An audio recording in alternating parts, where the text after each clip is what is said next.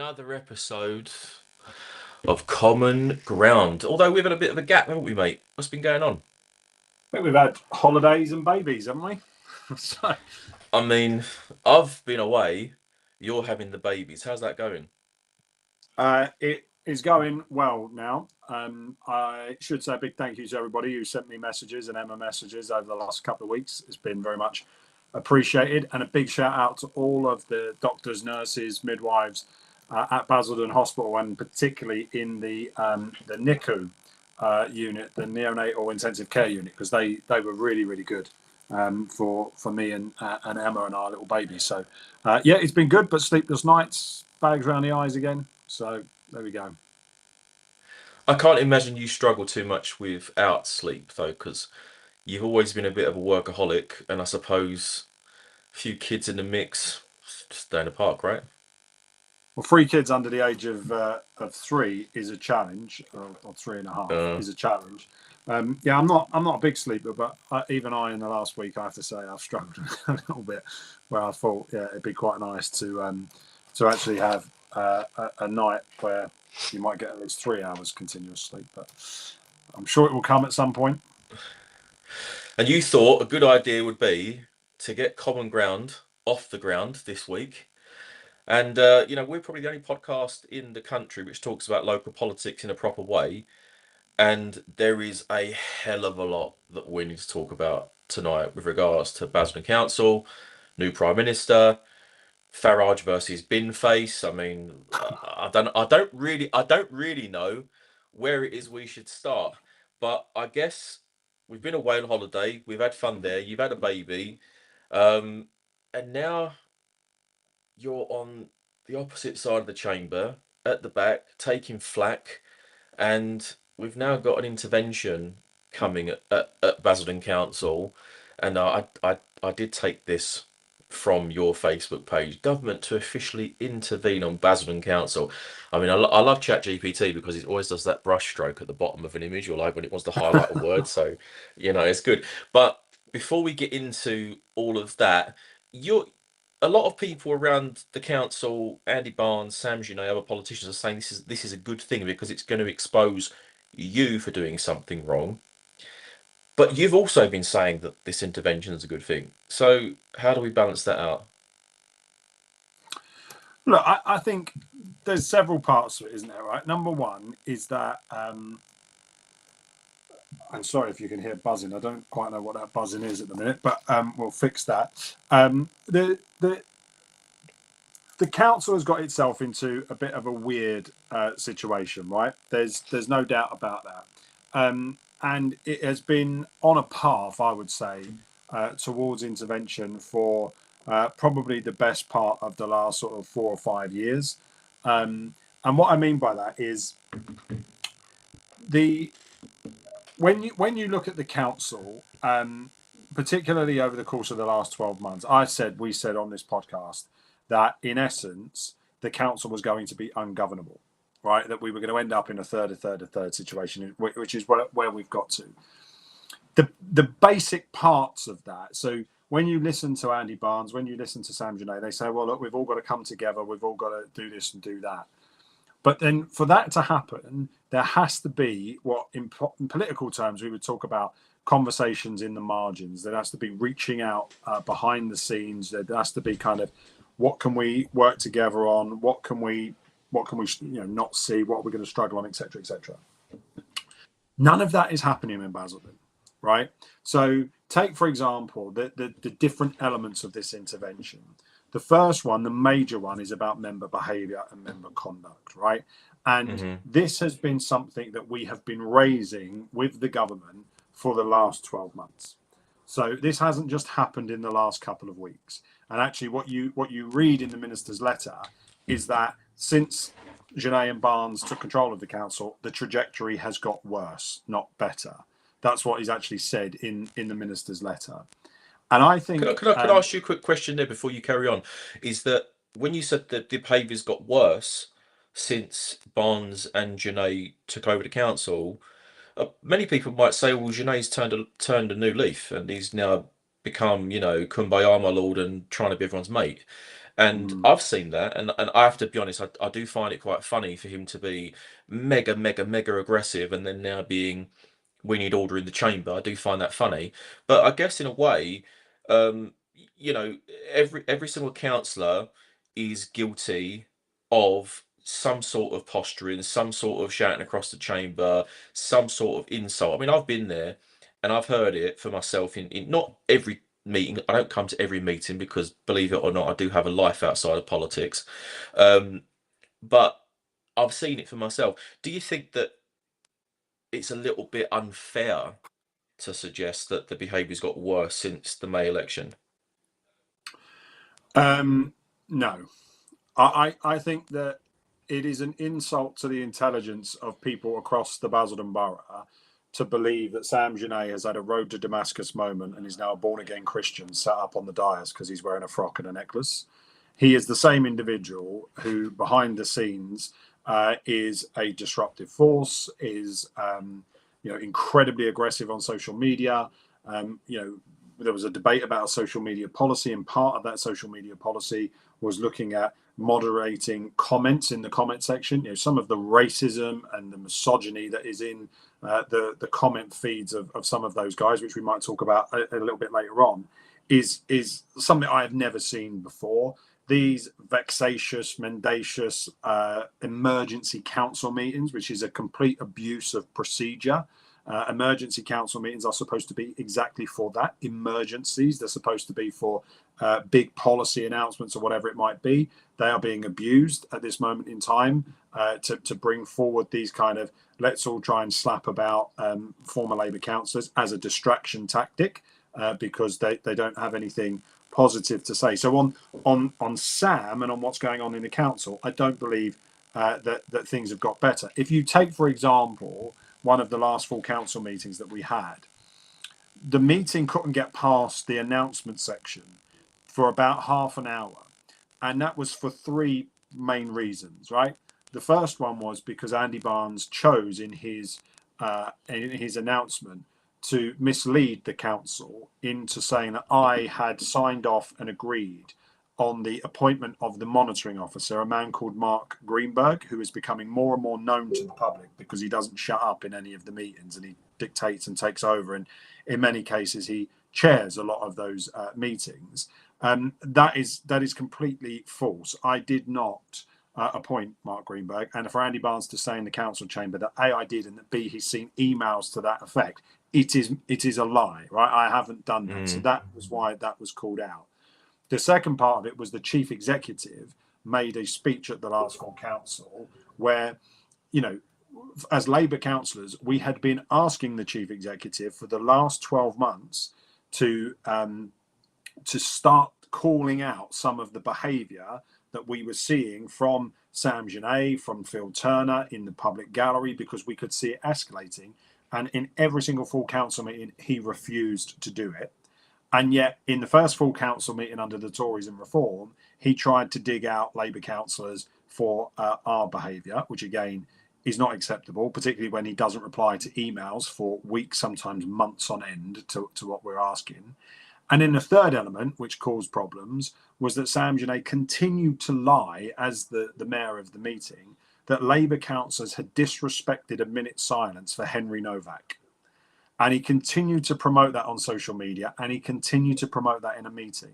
Now, the chief executive and the monitoring officer were both asked in advance of the meeting, because look, leopards don't change their spots, right? Genet's going to be a scumbag whether he's in that chair or not, right? And in that meeting, when he stood up there and he said that we had disrespected, we knew he was going to do that, which is why we had said to the chief executive and we had said to the monitoring officer, did you see any Labour councillor, any officer, any councillor of any political party, any member of the public gallery disrespect the Henry Novak minute silence?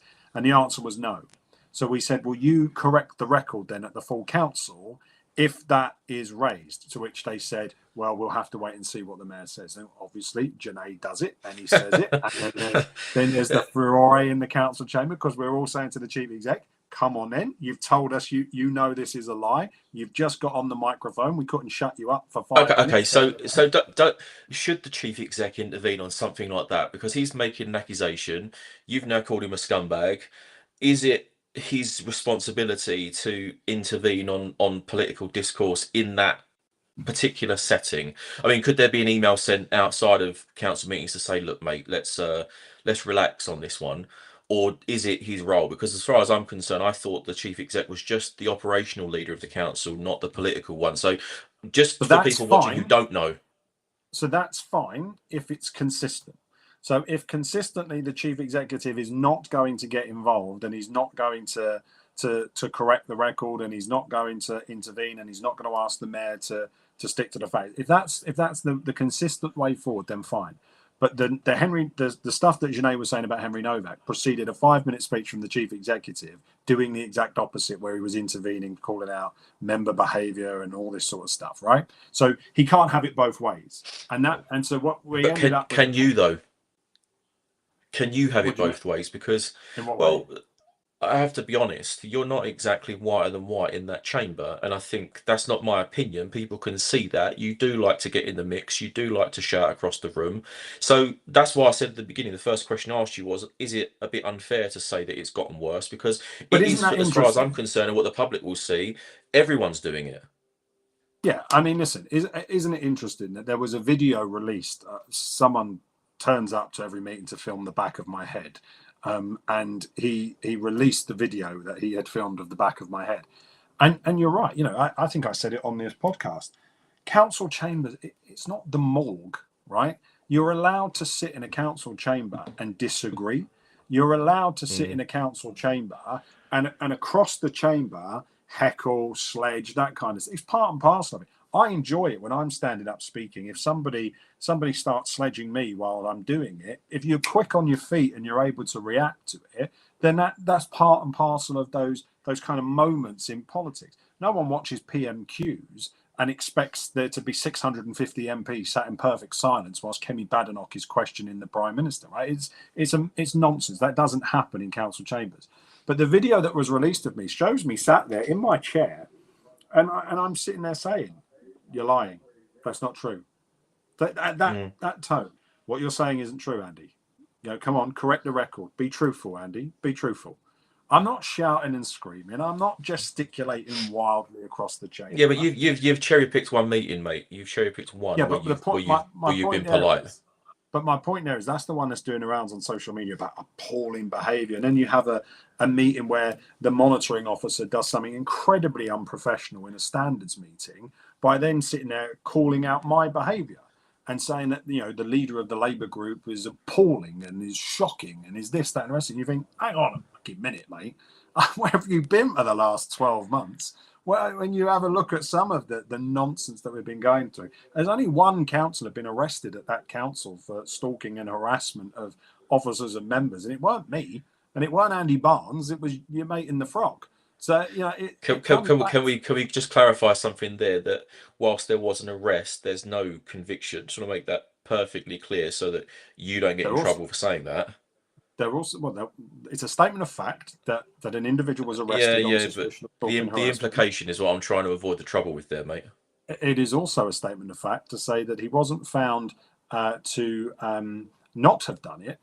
They suspected that there was insufficient evidence, and the IOPC are currently investigating where his No, phone no, went no, no, no, no, no, no. during that Let's not that go. meeting. Let's not descend into farce in the first 10 minutes, because Well, if there's no let's, evidence, let's there's stick no to the evidence. You facts. can't. This is why I want an Well, that is intervention. the facts. You said there's no This evidence, so let's just and stick with this that. is why I want the intervention, because again, the nonsense on social media, you find it like again this kind of honestly, it's like surprise, surprise, like somebody has walked through the kind of the smoke and they've come out as a different person. Like it's unbelievable. You can't on the one hand sit in a meeting and say we'll have some decorum in a meeting, and then on the other hand take to social media and say Labour have had their hand in the cookie jar and we're all bent and we're all corrupt and we're all this, that, and the rest of it. You sit there thinking, it can't be the same bloke who then wants respect. But this is what I'm saying about consistency here, right? Is that you have done the same in the past.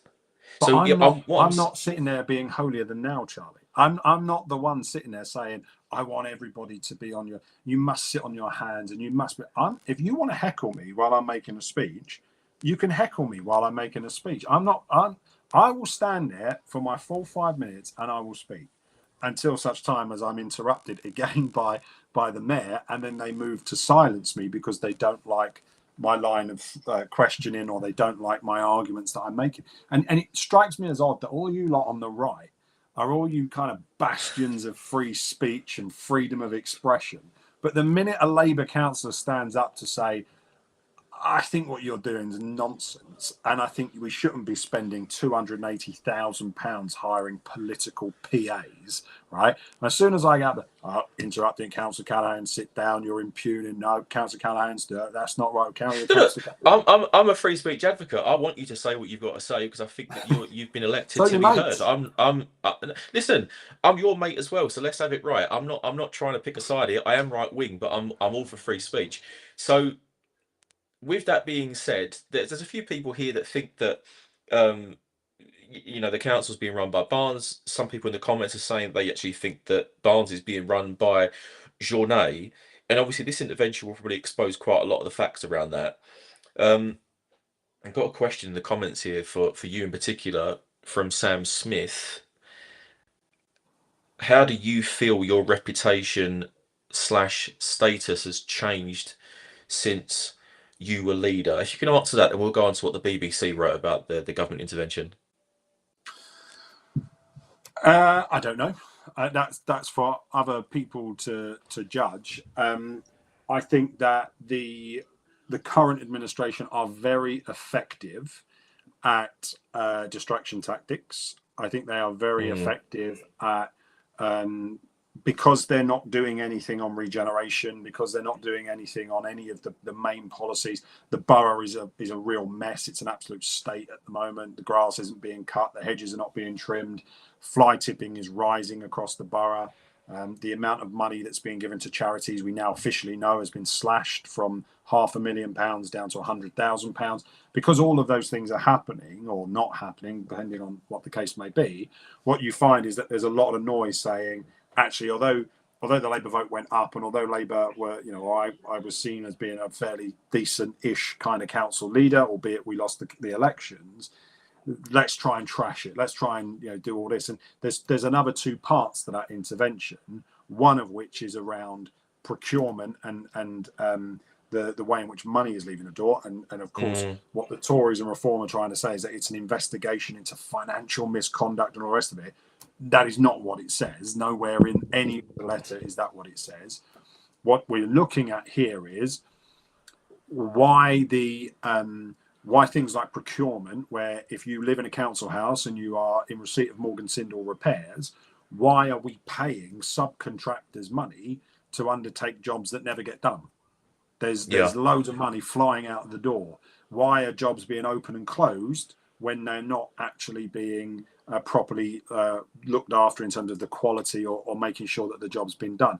So it's when it comes to procurement, what they're particularly interested in is around contract management. Now, go back on every single one of the meetings, go back to the September 2024 scrutiny meetings.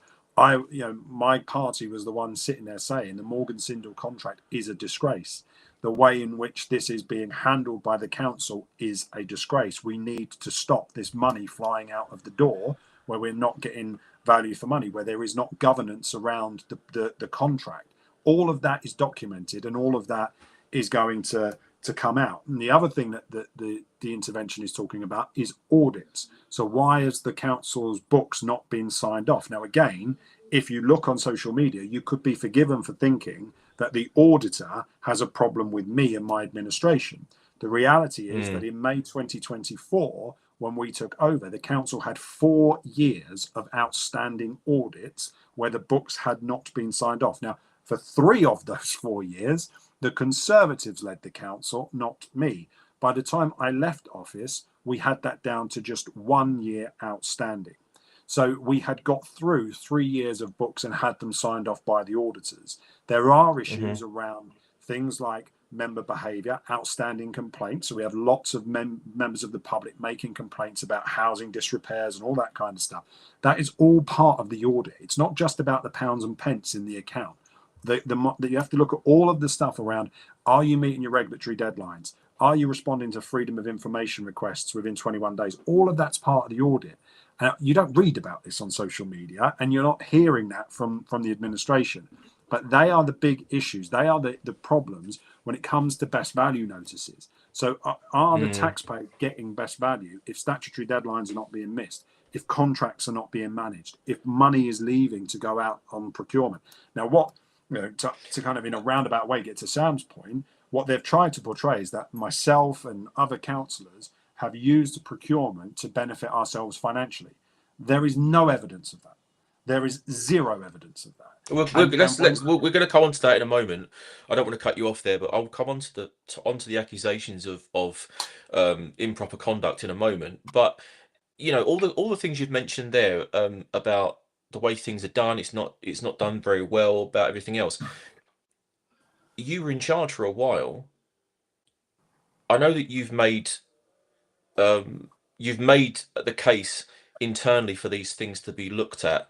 But what is it exactly that's stopping you from making progress as a political leader? Because if the problems are there for you internally within the council, with the officers, do any future politicians stand a chance at fixing those issues? Because it sounds to me like, and forgive me for using this language, I could be wrong, but it sounds like to me you're passing the buck from yourself as leader to people behind the scenes that are not elected and cannot be contacted to talk about this.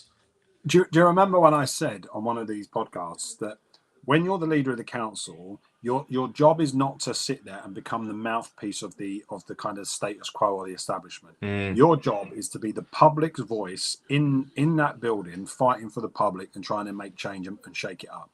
So to give you an example, right, a council has to have three statutory officers, they're called. It has to have a chief exec, it has to have a chief finance officer, it has to have a chief legal officer. And then underneath those guys, you have to have directors who then manage heads of services, right? Now, the reason I'm saying all that and why it's important is because there has to be in a council, in any form of public office, there has to be a chain of command so that you know who is responsible, who is accountable, where do I go as a politician to ask for something to happen. Now, 3 days before the election, in May 2024, the former chief executive sacked all of the existing directors. When I walked in the door as the leader of the council on the 22nd of May 2024, I had one officer left. Right? Mm. Now, some of our listeners might know some of the names. We had officers like Mandy Skeet, like Paul Brace, like Leslie O'Shea.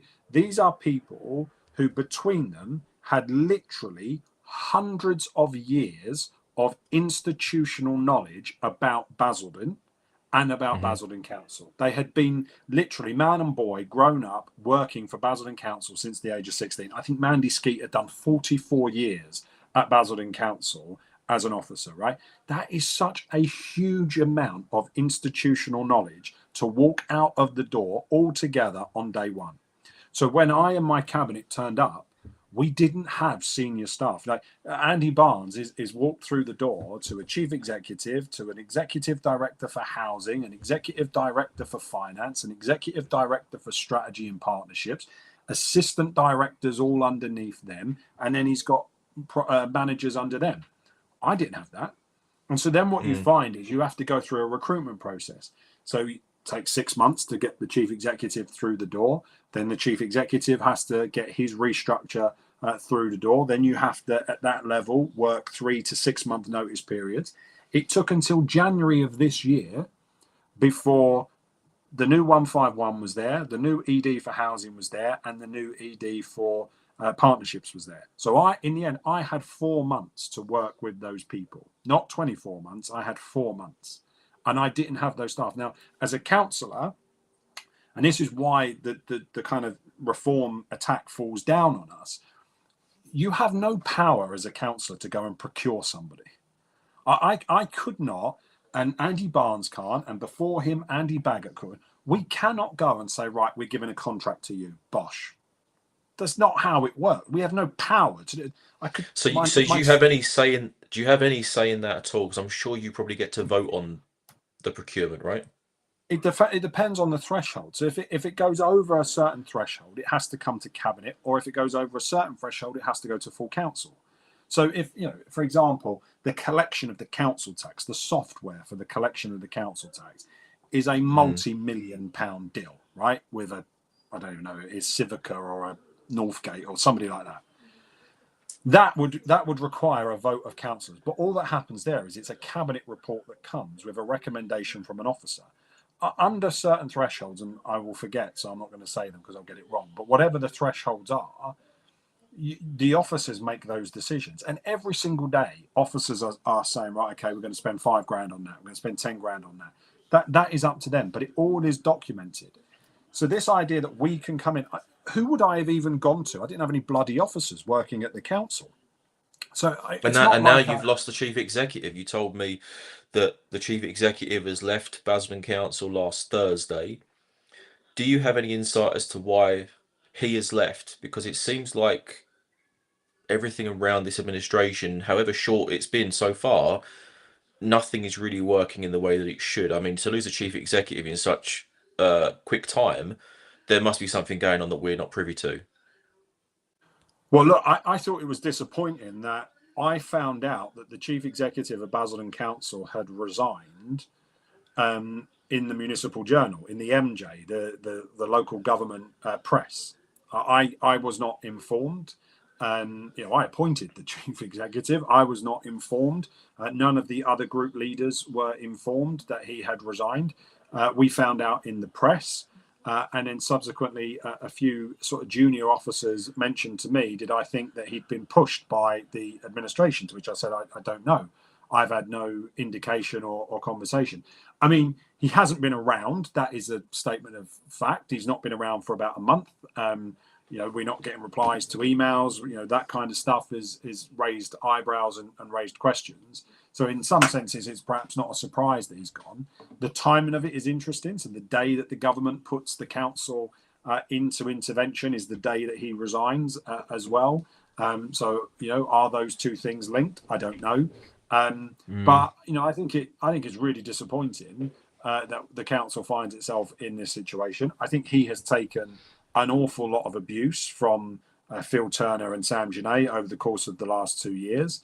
I think Kevin Blake as well has had some pot shots at him on social media, and that's disappointing, I'm sure. But if you're walking away with 200 grand a year in your bin, then you probably have to expect that there's a little bit of that as well. So he's moving on to a London borough, and I don't know what they're going to do because clearly the council is being abolished apparently in 18 months' time. So are we Mm. even going to get a new chief exec? Who's going to want to come and do that job for 18 months? I mean, could Um, could the council work without one for that period of time?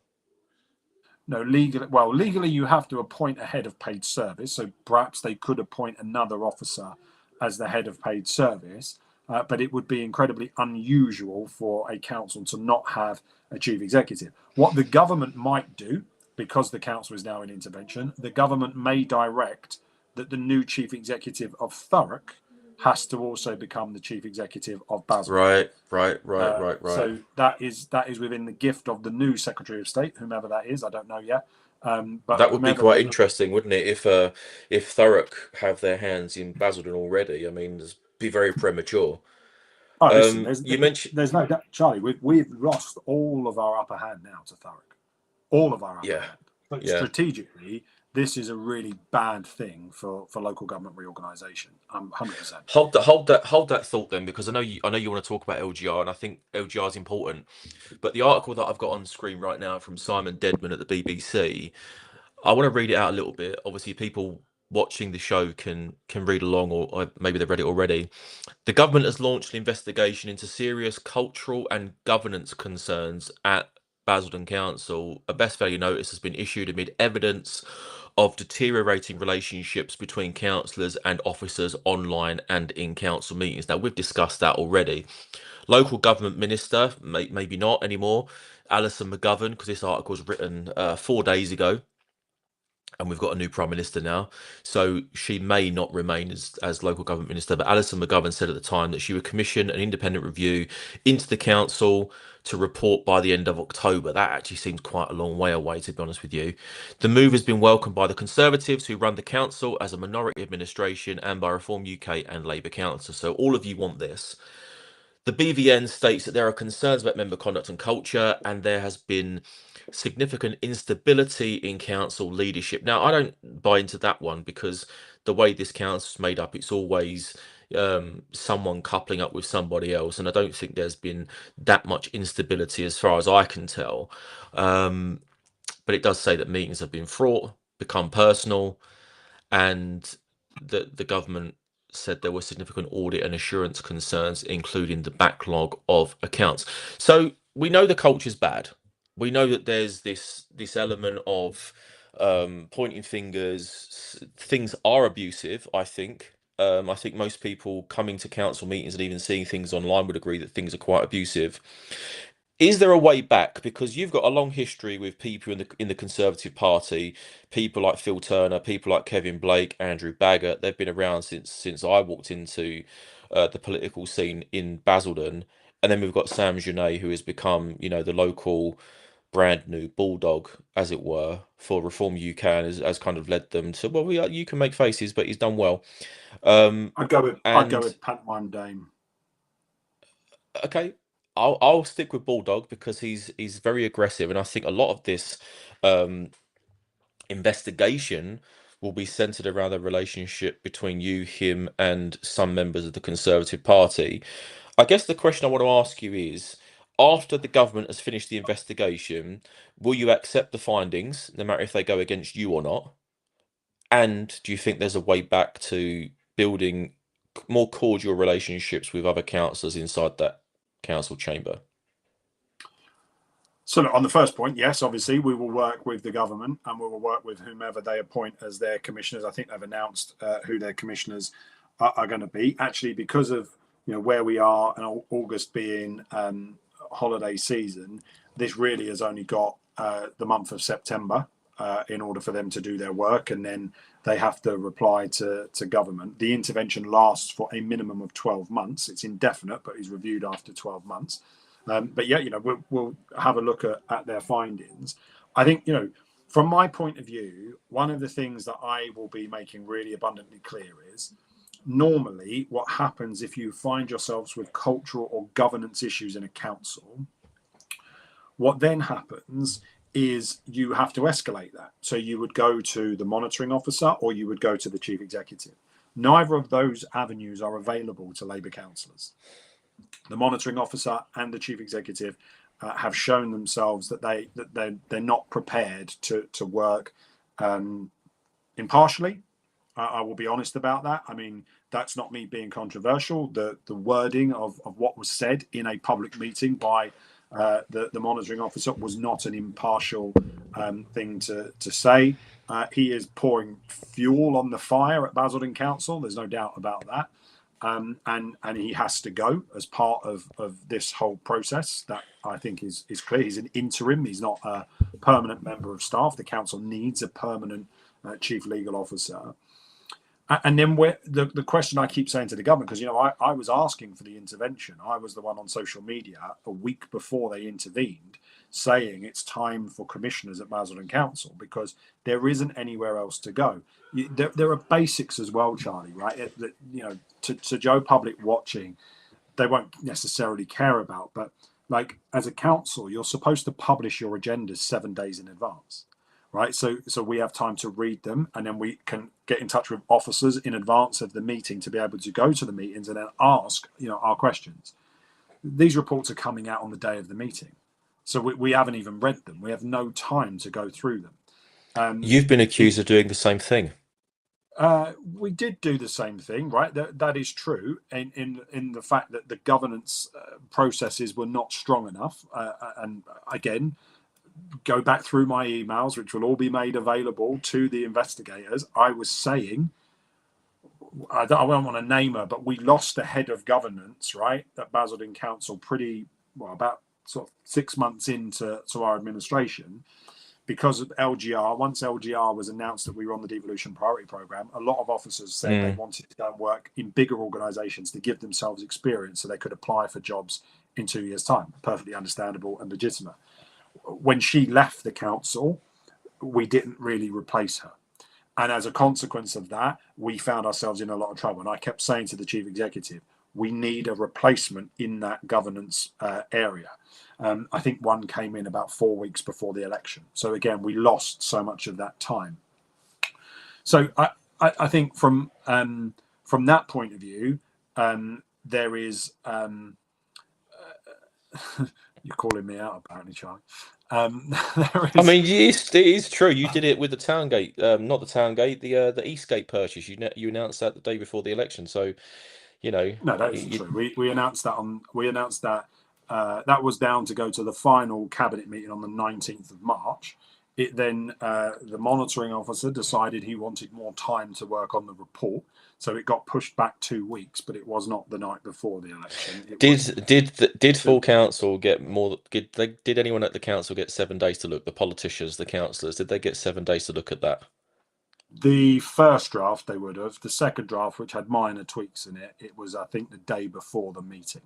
So there was Yeah. 24 So hours to look at. that's I mean, it that's was what a I'm calling yeah. you out on, because I think No, that's listen. fair. Again, people I think are finding this really strange online when I keep saying there were massive governance issues when I was leader. And I kept asking that, but I can't employ staff. As the leader of the council, I don't have the ability to go Well, in and say, who? I want to So employ a head of governance. That's the chief executive. That's the executive directors that sit underneath them. And if they are not in place because they've been recruited, but they're on a 6-month notice, and then they're going to come in and they want to have a say over who the new people is, you do lose time. And as they will be finding this themselves. The current administration, they will be finding that there are officers who are leaving the council, and it's going to take a chunk of time to replace them. And they might get people of the same quality and the same standard. They might get people that are not as good. They might find themselves bringing in someone much better, and they think they've won the lottery, right? I had that towards the end with one particular officer, and I thought, great, where have you been for the last 2 years? You'd be amazing at the council if we'd have had you the whole time. So you have those governance issues have existed for a long time. I would be amazed if there's did you any council exploit them though? exploit them. I don't Well, think we I'm just exploited them. I think we were. I think we were probably more transparent in making clear that they were issued. There were things like standards complaints, Charlie, right?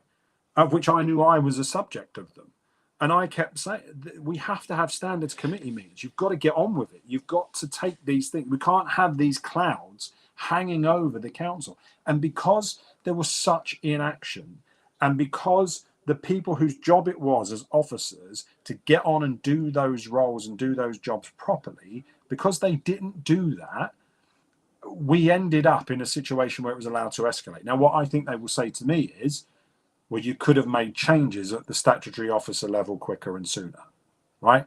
Now, that might be a fair criticism of me, that I gave people the benefit of the doubt. Now, apparently I ran a dictatorship, but at the same time I was giving officers the benefit of the doubt to be able to find their feet in their new roles, in their new jobs, to find their feet in the new borough that they were working in. But I don't look back at the last 2 years and think we're going to end up in a situation here where Gavin Callaghan is going to be hung, drawn and quartered by this investigation. Because the other thing to look at, right, this podcast has talked about it. I think going back to the Sam Smith question earlier on, we were doing good stuff. Basildon Council was doing good stuff. We fixed the bins. We turned the street lights on. We built 300 new council houses. We got £40 million of grant money out of central government. We were regenerating the town centre, £172 million of investment. The Basildon Town of Culture bid, whatever you think of that, right? It was done by my administration. All of the summer of sport and all of that kind of stuff was done by. We were delivering good stuff. So you can tarnish everything that we did over 2 years because Sam Genet and Andy Barnes have put stuff out. Do you ask me, do I think it's recoverable? The answer, mate, is I don't. And I have to be honest about that, because if I look at the abuse that my councillors have had to endure because of Sam and his acolytes. So, we talk about the public gallery, if you like, but the public gallery is not members of the public. The public gallery is a Reform UK Association branch meeting, right? And that's what it is. and you're sitting there and being abused and shouted at, and you've heard it, and the conspiracy theories and all To that. be honest, You know, I mean, me and Emma. yeah, we'll get onto the public gallery because I find the public gallery quite interesting because I've been caught in the crossfires of just being present at a council meeting. I got had an argument with somebody um in not at the council, just in public because I guess they don't like you and I'm associated with you and that was that. But um one thing I would say though is like the broad comment about it's all Reform Association members. There was a girl there that I did meet who was not a Reform member. She actually supported the Conservatives, but she was also not really that much of a fan of you. And I think that well, what I want to ask you is because I think that maybe things have gotten worse since um, Sam Genet come along, but I don't want to level all the blame at him because I think that I'm a believer in personal responsibility. So I think if people come to the council chamber and they want to abuse you, abuse your wife, abuse other councillors of whatever political colour, they need to take responsibility for that themselves. But I guess it's interesting because I think when I got involved a long time ago, the council meetings they were always somewhat tense, but they never felt dangerous. And I think that when you've got people in the public gallery who are actually very aggressive, who will say things which are completely illegal, and there's no recourse for that. I do wonder what the point of being a politician is. There's a part of me which wonders, like, do you have to think about where it is that you go? And do you think that other councillors have to think about where they go in public because of the animosity towards you guys? But then also, is it you guys' fault or is it the public's fault? I mean, it's a tricky one because there's so many moving parts. But I don't want to just box Sam in as the cause of it all because I think that a lot of it is Yeah, down to but the public's reaction to the things that you guys say. listen, right? 12 months ago, or not? Well, yeah, 12 months ago, our Basildon Council meetings were not like this. They weren't. You're right. And you know, on a Tuesday night, Andy Barnes was coming to my charity football functions at the Sporting Village and playing football on a Tuesday night with us. Right? It wasn't like this. And Kevin Blake and I would speak probably on a weekly basis. Right? It wasn't like this.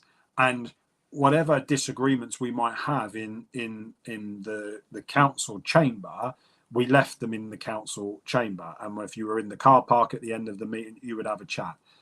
Sam has taken it to a new level where it's just about personal abuse, and it's just about how you tear people down. And let me just go back to the point that I was making around, is it recoverable? I can't ask my councillors to sit there and show respect to Sam Genet when he behaves the way that he does. So the racist abuse that Victoria Joseph has received on his page over the course of the last few weeks, where he is egging it on. Let's be really clear about it. He is egging it on. He is not deleting the comments. He is not calling it out. He's making some ludicrous claims about her giving him death threats and all the rest of it. He is putting her in real danger, right? She's a woman I of want color, the only uh, woman. No, let me just finish this point, right? Because okay. it's important around some of the other stuff. You where we sit in the council chamber again. I'm constantly being told that I'm jumping up and down. Apparently, I've got to be a good boy for 2 meetings in order to sit where the opposition are supposed to sit. If you want the council to operate and function well, the opposition should sit where the opposition members should sit. I should be down on the front bench in the opposition seats that have always been the opposition seats for the last 25 years at Basildon Council. But I'm not. I'm shoved up the back right next to the public gallery in a mass discourtesy. I have more councillors. I have more votes in that chamber than Reform UK, and yet I am shoved up to the back in a massive discourtesy. Mm, I also think it's about showing your minerals and calling this stuff out. So, for example, in the last full council meeting, Emma, who was 9 months pregnant at the time, and myself were in receipt of death threats from two women who were sat behind me in the meeting. They're now subject to a police investigation. Andy Barnes knows that, and yet he described the public's behaviour as exceptional. Right? Call that out. mm. Have the minerals to turn around and say, actually, do you know what? Don't go after a 9-month-old pregnant woman.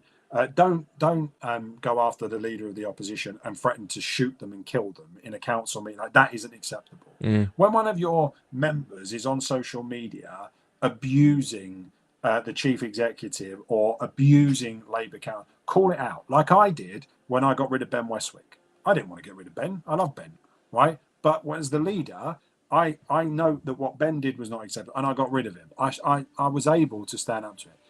As all of those officers who I speak to are saying to me, Andy Barnes is in office, but he is not in power. Mm.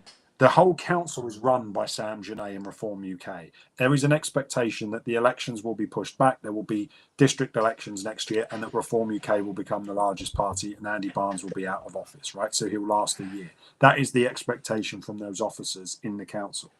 But if Andy was to show minerals, not in public, in private, saying, let's all have a kumbaya meeting in my office in private where there's no one there to look at it, stand up and call it out in the council. Mm. Tell the mayor that he's being outrageous by constantly shutting me up and telling me that I've got to leave the council chamber and all the rest of it. I will never walk out of the council chamber, no matter how many times the Tories and Reform try to silence me. It is never happening, right? That I am democratically elected to be in that chamber and to speak and vote on behalf of my residents. I am not walking out of that chamber. So I just think, you know what, Charlie, like, being a leader has to be about more than just a title on your business card, right? You've actually got to do it. So do I think that, you know, I could sit in a room with Sam Genet, have a conversation with him, walk out and have an agreement? No, I don't. Because I think you have a conversation with Sam and 3 hours later something goes on social media to blow something up, to make money on social media and for it all to be sensationalized. That's not how you should do politics, right? If you come to an agreement, you come to an agreement and you should behave like it. These people can't be trusted. They can't behave. Okay, well that answers that one then. So whatever happens, there's going to be no reconciliation. And to be honest with you, I've said this many times. I've said this to Sam. I've said this to you. I've said this to others. That I've never seen anything so aggressively toxic before. And I thought that when I was, Don't forget, I was the one. I was the one, Charlie. You were involved as well. yeah, I was the one saying that the will of the people has to be respected, yeah, and Sam should be the leader of the council. yeah. So that was my position. Have I been treated with any kind of respect when I was the one who was putting that forward? I'm being shunted off to the back of the chamber. I'm not allowed to speak. I've got a monitoring officer unprofessionally shouting me down in a meeting. Like, come on. Do you know what I mean? Like, Is this the at game? what point Is do this I say? is this the game? You know, like if the roles were reversed and you'd had such a fractious 12 months and you remained leader and Sam remained or Sam was became the leader of the opposition, do you think you'd be as conciliatory as you're asking him to be towards you in his position now? I mean, I think that's a question to think about because I'm not sure you would be. Listen. I've led councils that are in no overall control, right? So I get that you've got to build alliances. Don't forget, me and Kerry Smith 10 years ago were knocking seven bells out of each other politically in that Mm. council chamber, and we were not. You know, it wasn't kumbaya, all singing, all dancing, love and peace. Look at you I now. am prepared to work. I'm prepared to work with people if they've got Basildon's best interests at heart. But Sam is that's not why these people got elected.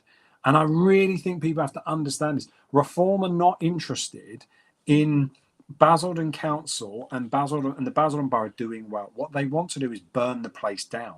And you know, I know that there is a Reform councillor, by the way, who on Friday night had a few jars in one of the pubs in Basildon because he bumped into one of my councillors and he sat there and he said, that motion on Tuesday night that we're debating, we shouldn't be going anywhere near it. What is the That is not motion going to so improve people know? this motion about myself and Emma apparently on the take from a security firm at the council, right?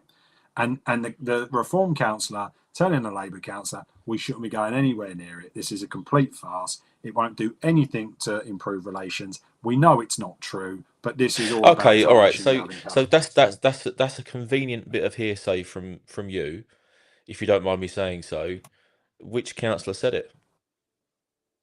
I'm not going to name the councillors because that would be unfair on the Labour councillor So that hold on, hold on, he's hold on, hold on. confided in. So you're being taken to a meeting on Tuesday to talk about accusations of financial misconduct. Is that the right terminology to use in this instance, right? But you don't want to call out the Seems it. person that you're hearing this information from? No, because what I'm saying to you is that this individual from the reform group is of the view that this is wrong and it shouldn't be happening. Right, that this isn't moving the borough forward, but there has been a decision by a majority of the reform councillors that they want to press ahead with it. We might get into this, right? But at what point are we going to get reform councillors coming forward with policy? At what point are we going to sit in that council? The only thing since they've been elected that Reform UK have put forward is this idea that we're going to spend £280,000 on hiring political assistants, Where, right? where, where do I And apply they for are this? getting I'll have a go at this. you and Aidan McGurran, my friend, Yeah. right? But The irony it is, I probably work for honestly, you. but no, what I want you to do is get the reform one, so then you can feed me all the information. Don't think that's going to work because I think they're watching right now, so I think my application's in the bin already. Don't worry. Two and two together is not their strong suit. You'll be fine. But my point is that they've been battered for that policy. Oh, and they came up with a second one, which is at full council meetings, we're going to have biscuits and sandwiches paid by the taxpayer again, I right? mean, I So think you guys are nitpicking on that. I mean, you've already got tea and coffee. I mean, fuck me. You're really going to complain about a few custard creams? have a little look as whether or not you think people right now in this borough who are struggling with the cost of living, who see a councillor sat up there on £100,000 a year salary out Yeah, of but the taxpayer rest of you just don't get ask paid them. anything. So it's you're using one example. Most councillors get paid But none of us asked for it. The £6,000 only a the only year to one who do the asked job you do. Is that right? 6 grand, something like the that. only the only one who asked for the sandwiches was the geezer on 100 grand. I So, thought he was going to say so something else then, which would have been funnier. Let's before we go on to the financial side of being a politician, I want to talk about how councillors make money, what they do to get it, whether they should be able to make their money. On this particular subject, we had a few comments, and I know you'll appreciate some of this. So, it's yeah, my mate. yeah, that's it. So some when I put that post up Iggy. about Basildon Council being investigated, I mean, Chris Iggy Dodd is an interesting character. What happens to you? This is directed at me. What happens to you when it all comes out about how deep Callahan was in all this? Obviously, he wouldn't give you all the details, but you probably didn't ask. Might have been a smart move. People will remember how much support you put into Callahan. Obviously, nothing happens to me because we're not in business. I don't have any idea about what your finances are like, and why would I? Because he's accusing you of improper conduct in a council. I've never been elected to a council, so yeah, okay. I supported you, Gavin Callahan, in the local elections. I stand by that. I quite liked your plans for the town. Another character, Gavin Callahan, brown envelope man. I mean, you must get bored of this accusation, but my response here, if you want to read that with me, it just sums up the culture of political conversation in this borough. Because when I worked for the Conservatives, I was running campaigns. I was trying to get myself elected. I helped get quite a few others elected. But even during that campaign, Chris Allen. fuck off. Um, the issue is, yeah, you can get fucked on that one. Um, I had no financial gain from running in Basildon Council elections. I paid for my own. I didn't get any money from anybody to do that, but I was accused of taking brown envelopes, which is, I mean, I wish, because I'm the kind of guy that would take it. Um, Derek Fellows. Look. It goes to the conversation about Nigel Farage, and I don't want to digress, but if someone offers you £5 million, you ain't going to say no. So Derek Fellows, I agree, Charlie, but the operative word in your post is if. I really hope the investigation is a drains up analysis. So Derek Fellows was the former deputy mayor of the borough, and then the current mayor says, "Time for the truth to come out." Talking of the truth, should councillors be making money through social media? Now, you have made a few claims that a certain individual is making money from his social media. And we've had a discussion about this off camera, and I do wonder whether or not, upon reflection, this is a road worth travelling down. Just explain to people watching what your objection is to councillors making money through social media. Well, look, let me just say on the accusations that were put on screen from Iggy and Yeah. the like, this is the problem with politics, right? In 2026, these are show trials. So replace financial misconduct with sexual misconduct. Replace sexual misconduct with fraud. Right? Whatever you want to do. Joe Public, a member of the public, can go on social media and they can say whatever they want now. So your man Mick there going on about brown envelopes, accusing me of corruption. Mm. I'd never met the geezer. He hasn't got any evidence. He hasn't got any. I mean, look, there he is in the Eiffel Tower in Paris with his arm around his missus, right, enjoying his life. Why he feels the need to talk about brown envelopes is because if anything good happens in Basildon, it is perceived to be too good to be true. Mm. So you regenerate the town centre, you must be bent. You must be corrupt. If you're regenerating that town centre, you must be at it. Rather than, actually, it's the right thing to do. We as councillors can get everything in place to be able to buy sites, land assembly, planning application, get it all through. So the Basildon Borough gets a benefit from it. But no, all of this stuff is just all about poisoning the well. What Iggy can't do is provide any evidence. What he has provided, he's done 2 + 2 and equals 87, right? But my issue with this, Charlie, is if you think that there is improper conduct, then there is a mechanism within the council to do it. Yeah.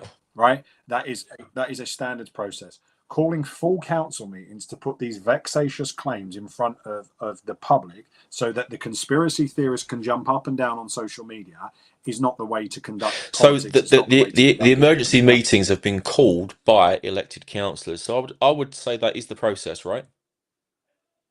No, the process is if you think that there is anything improper, then you have to put a complaint into the monitoring officer, and it has to be viewed either by the standards board or referred to the police. So the monitoring officer has both of those options available to him for an investigation by the standards board or by because think of it like this, right? So say for example, I mean, Labour, we're just not even bothering with these emergency council meetings now because they're just show trials, right? If we turned up at that meeting, I get 5 minutes. So you might have 10 minutes from the mover, you might have 5 or 6 speakers, so they get to speak for half an hour.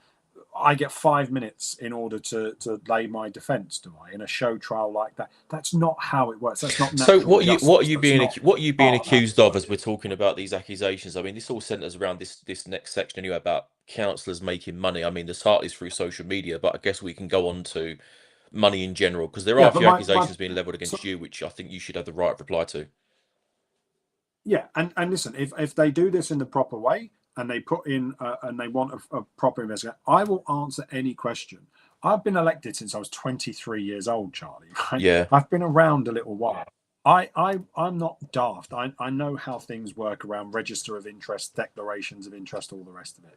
I have got no conflict at all. Chris Iggy Dodd is also on social media talking about how I was a councillor in 2022, 2023. I wasn't elected in 2022, 2023. I was, as Joe Public, I was as much able to go and do whatever I wanted out and about in the public as anybody else, right? Yeah. So my point is that if you want to have a proper investigation, have it, get all of the facts out there, and we'll do it. But why is it that it's becoming an emergency council meeting? Why are we doing it? The simple answer is this: if we have an emergency council meeting, if we can have sensationalized social media posts, the truth is about to come out. Get people who've got nothing else to do, like Mick in Paris, salivating at home on social media about councillors being corrupt and bent, and I knew it, and it was all terrible. Then what happens to that councillor's post? What we now learn is that they're making money out of it. So how do I know this to be true and what you're about to read out to be wrong? In the standards committee a couple of weeks ago, the chief legal officer made clear that if you have a disclosable pecuniary interest, i.e., you are earning money out of social media, you must leave the chamber and not take part in the debate. Mm-hmm. Sam Genet and Andy Barnes got up and left the debate. So that tells you that they have a DPI. that they are making money out of social media. That's not me saying it. It's their actions in a council meeting telling you that. Now, I think Andy Barnes has been honest enough to say he is making money out of it. I have been honest enough to say I have made money out of social media. But the difference is, and you can make money if that's what you want to do, but you must declare it. So I have made it clear in my register of interests that I have a DPI in relation to I if I go on GB News, I get paid to go on Mm. GB News. That's on my register of interest. It's not on Sam Genet's or anyone else's, by the way. But I get paid. I don't go on there Maybe as Gary Sam didn't get Callahan. paid. Maybe not. But I Look, again I've worked in TV for a that long time now. Sometimes they pay you, sometimes they don't. You have to renegotiate your stall to get them to pay you because despite how it looks, television companies are extremely tight with money. And if you don't have the right attitude with the right producer, you won't get paid. So it's not to say that everyone who goes on TV is getting paid. Good luck to you for getting the money, but some people just don't. well look, that might be the case. But my point is that I declare everything. So my register is fully up to date. So it's on there that GB News commentator from time to time, and it's on there that it has gone to the. It doesn't have to be disclosed because it's an OPI as opposed to a DPI, but it's on my register with the monitoring officer and the legal team that I've done. I think it was in May of this year that it started generating money. All of the money that I receive, I donate to charities in the borough through the charity football stuff that I do on a Tuesday evening, which if anybody wants to join in, get in touch because there's still slots available for that. So from my point of view, if you are open and honest about it, that's fine. But again, I think if people were aware that councillors were making money and actually the clickbait, the Piers Morgan sensationalism is making them money, I think they would question whether or not a lot of what is being said is in fact true, or is it just to bolster the bank balance? Okay, And I think okay, that the public that's should be given the right to make that argument. that's a fair point. A fair question to ask. So, what I would say is this: in the age of social media, where everyone's got the attention span of a goldfish, is 5 seconds or bust, right? Most of the time, it doesn't mean that because there's a sensational post or headline or graphic or whatever it's going to be, it doesn't mean because it's sensational that it's not true. It could just be good Correct. writing. You know, Correct. one of our mutual friends, Ada McGurran, used to be the editor of the Daily Mirror. I mean, it's a tabloid newspaper, so if we're going to call a spade, let's call everything a spade. Now, because you've mentioned Sam, and you've mentioned that he I don't did. think he makes money out of his social media, just to be clear, No, but before he sues no, but us. what I'm saying is that like when Aidan McGurran, not to bring him into this, but like when he was working as a journalist for a tabloid paper, his whole job was to make sensational headlines to sell the papers. That's the point of a tabloid paper. Um, Now, Sam, I did ask But it's Sam. regulated. They're journalists who are fully trained journalists. There's editorial judgment. It's Okay, all regulated. right. So So when there you put out a are lawyers leaflet, involved. right? Who regulates that? No one. The Labour Party. Yeah, but come on. Like I've read them. We all know how to twist words. We've all seen each party do it. We know that there's half truths and misspeak all over every leaflet. There always is. There always has been. There probably always will I'm not be. saying you can't have political. Yeah, but I'm not saying you can't have political spin, right? That's fine. So But what's this then? If ask your what you're arguing against, this could be the same. So listen. I'm not arguing that politicians should not be able to monetize content. That's not what I'm arguing, right? This is 2026. The genie is out of the bottle on this stuff, right? And it ain't going back in.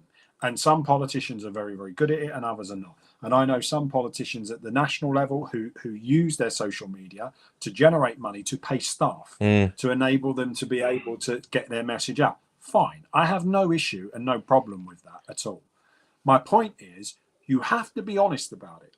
So you have to declare it. So I'm being accused left, right, and centre in these sensationalist EGMs that I haven't declared on my register of interest, some phantom, apparently, client that I had back in 2021 We when I can get wasn't even a onto that. We're councillor. going to get onto Right? that.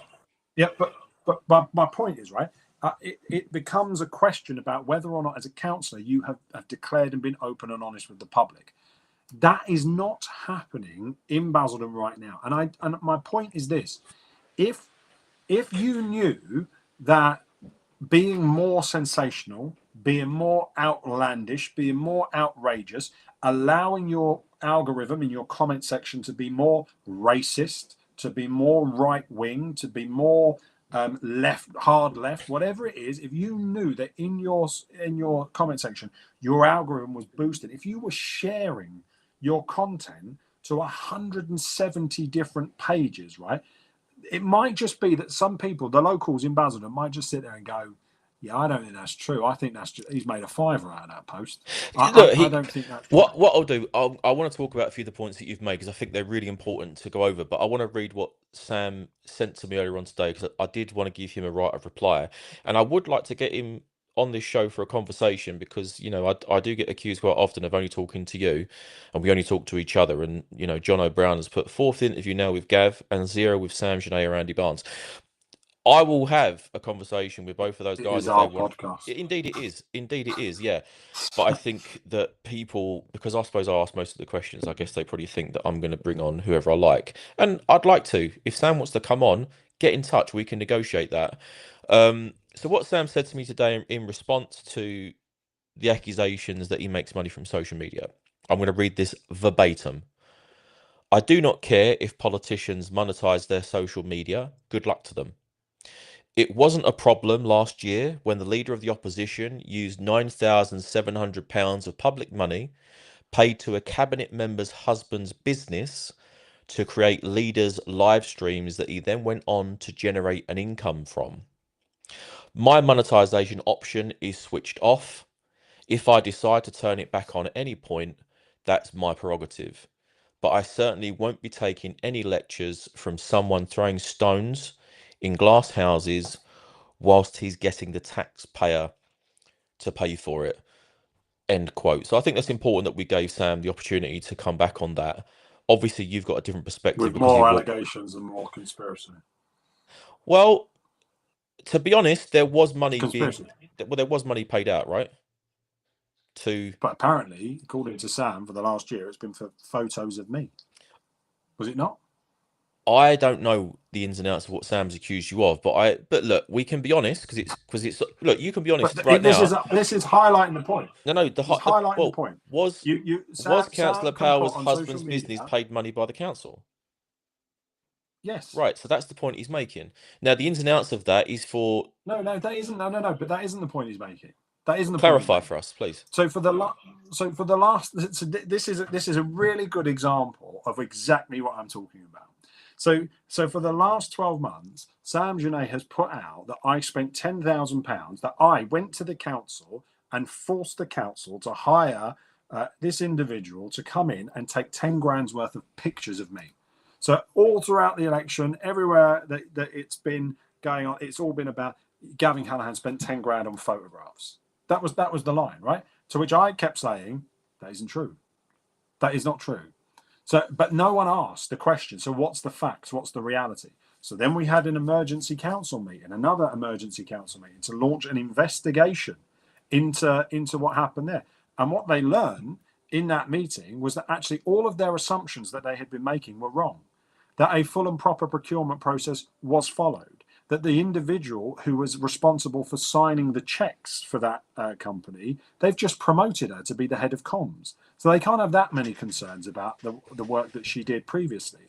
What they now understand is that the streaming service was not just for me, it was for Basildon Council. So when you look at the interaction that Basildon Council now gets on its YouTube pages and on its the views that it gets of council meetings, the interaction with its public, the return on investment has been phenomenally high for the council. I don't mean to blow my own trumpet, Charlie, right? But I ran Facebook Lives back in 2020 during the COVID pandemic. I don't need much help when it comes to putting together Facebook Lives that engage with people. Okay, And well, have, so what's the money for? I think I had 27,000. I think I had 27,000 people. The money was for how the council was going to improve its streaming services. So, for example, you're sat in a full council meeting. Joe Public, watching that on the council's YouTube page, have no idea what we're voting on, have no idea what the amendment to a motion is. So it's all about how you put the graphics on the screen so that the public can engage with it, they could follow it more. So that's what we were doing. So you go back to the budget meeting in 2025, I think it was. All of those meetings where that stuff was being, and it proved to work. The public were engaging with those meetings. It had nothing to do with me. I never once, and this is a critical point, I never once went onto Facebook Live ever, when the council was either funding it through the streaming service, or the council was funding it through officers producing a briefing for me on all of the different things that were going on. If either of those two things happened, I never once mentioned any other political party.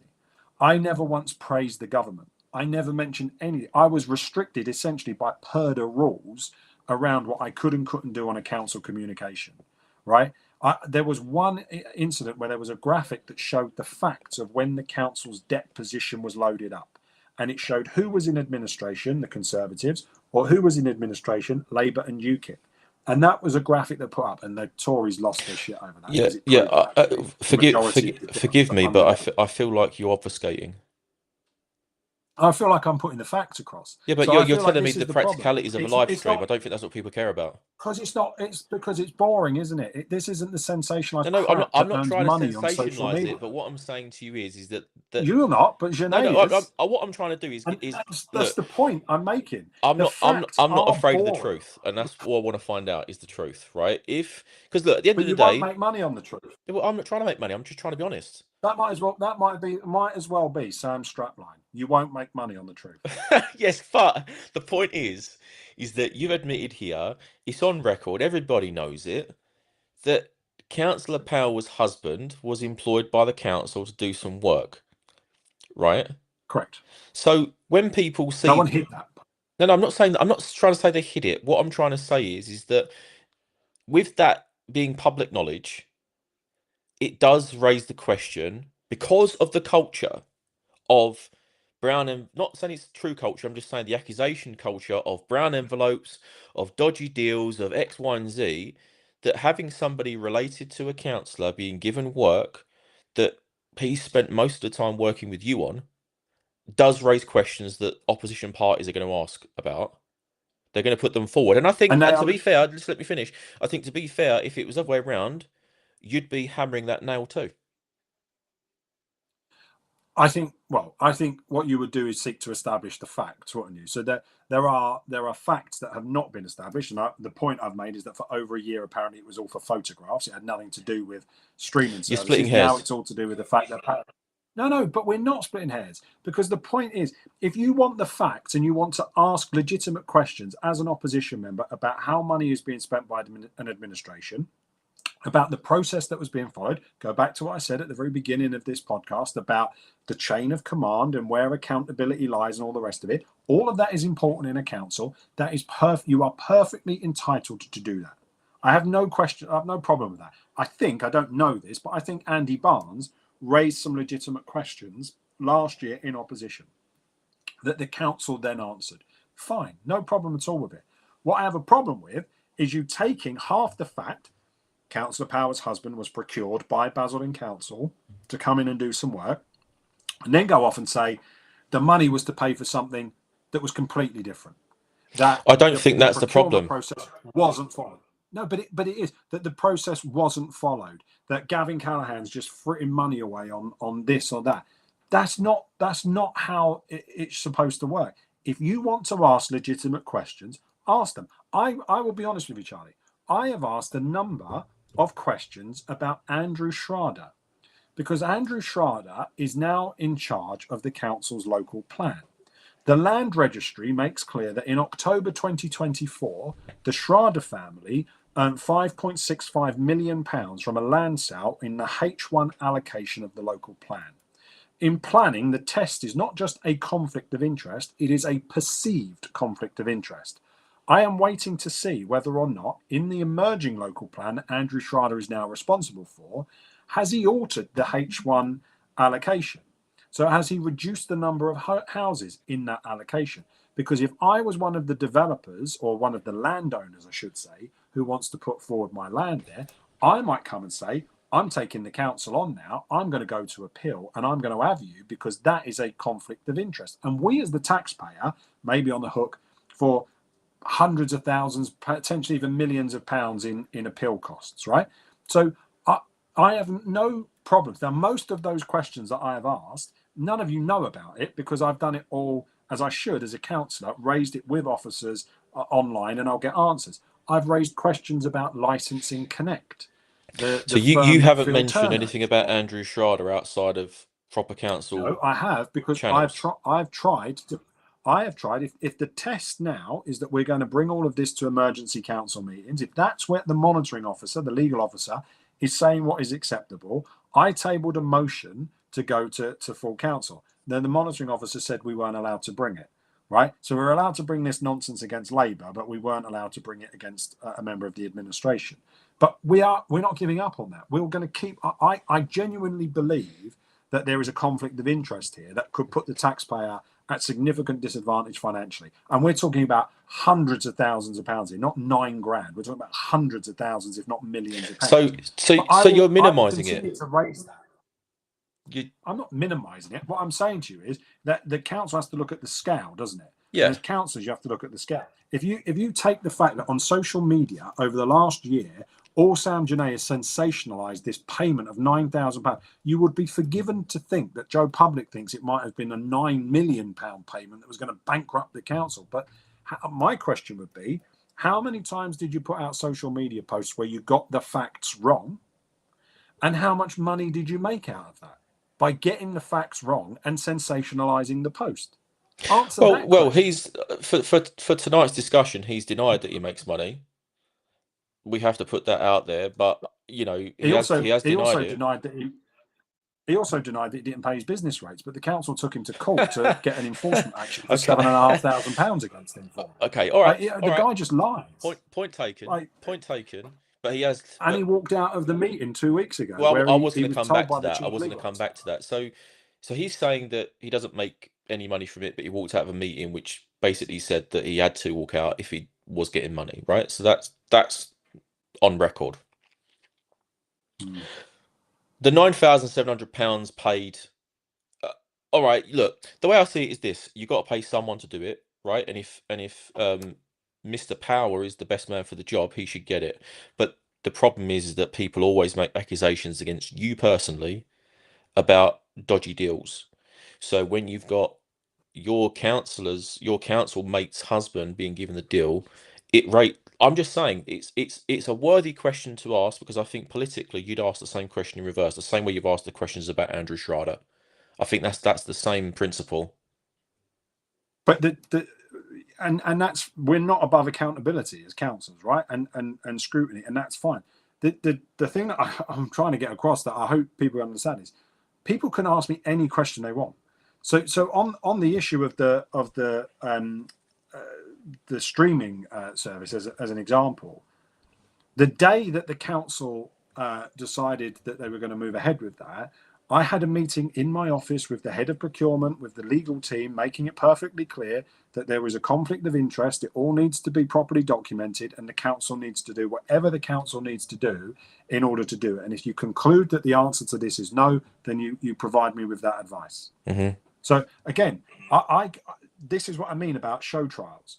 We can sit here on podcasts, or we can have 5 minutes in a council meeting, or we can have a full proper investigation, and we can have done through the standards committee, through the proper channels that the council has established, and all of the facts. Those officers can be interviewed to attest to the fact that in whatever it was, November, December 2024, that this meeting took place, because all of my diary was all kept and itemized, who was in the meetings, all that kind of stuff. All of that is available to be able to go through. And I sleep easy in my bed, Charlie, knowing that I have never taken a penny of money out of any contractor. I've never taken a penny of money out of any of these people. That any accusations to the contrary is a nonsense. I've never taken a brown envelope. I actually don't know any councillor that's ever taken a brown envelope from any political party. All of this, with however long, 20, 25 minutes us talking about this, it's the distraction from the fact that Reform and the Tories in their first 2 months have done fuck all. And that is the reality. This is a council going nowhere. So all they're going to do is throw mud, hope shit sticks, and hope no one notices that the grass is overgrown, the bushes haven't been cut back, the regeneration's stalling, and that the borough's moving backwards. I'll give you that. I don't see much happening since they've taken over, so we can definitely agree on that point. Um, I'd like to see more. I was hoping for more. Knowing the Conservative Party as I do in that group, I wasn't expecting too much, but maybe a glimmer of life would have been good. Um, Now, talking of procurement, I mean, I think that it's important that we discuss something else, which is another accusation of improper conduct, which I think you should be given the right of reply to. And I know we've been speaking about this for quite a time now, but I think it's important anyway. AIB security, there's accusations that you are on their creditors list through your company Beatas policy. Correct me if I'm wrong on that one. Did you get them a deal at the council because they were a client of yours? What's the truth about why you're on the creditors list? Why did they list your company and you as part of that liquidation process for their company? So listen, as I've said, if the council wants to do an investigation, we'll do an investigation, and we'll put all of the facts out there for the councils to see and for councillors to see and everything else. I was not a councillor between June 2021 and May 2024. I was asked by the chief executive of that company, bearing in mind when you go back, right, and you look at this in more detail. In 2021, we had huge issues in Northlands Park with there was a death, there was a murder in Northlands Park. We had major issues as a council. And one of the initiatives that we came up with was to look at how we could do community safety wardens in our parks and public spaces. So the council went out and it brought in AIB security. Now, many residents will remember there were all their signs up about you could text this number if there was something going on, an anonymous number, and these security firms would turn up. In May 2021, I lost control of the council narrowly, 186 votes, story of my life. And then Yeah, sorry about that. in June 2021, Chris Allen was a great councillor. The show's over. Get lost. And in June 2021, I came off the council. They asked me, AIB, to look at a presentation that they were making when I was not a councillor, so sometime after I left the council, that they were doing to Basildon Council to go through their work and what they'd done. And I said to them, I'm happy to look at it because it was a really good scheme, but I don't want paying for it. So I could have earned money. I could have charged them. I was perfectly entitled to do that as a private business who's not a councillor with no register of interest. But I didn't do that. So they asked me for the equivalent of what my day rate was. I told them, but I said to them, I don't want paying for it. I'll have a look at it. Ironically, they went to that council meeting and it was Andy Baggott who actually appointed AIB Security and the Conservatives to conduct the or to carry on doing the work that they were doing in our parks and public spaces. That was the last time I ever spoke to AIB Okay, Security. so with regards to Andy Baggott, yes, you are correct on that one because I remember how this whole process began. The process began because I believe I embarrassed the late David Harrison over a leaflet that he made. I asked a public question at full council where he admitted that what's written on leaflets doesn't count for anything. It was a massive misspeak by him, and I remember that was related to my push to get park wardens into local parks. Now, obviously, decisions were made outside of me. I'm just a member of the public trying to do something well, do something right. So what I can say, what I remember of that scenario was that Andrew Baggott did procure AIB security. That is a fact.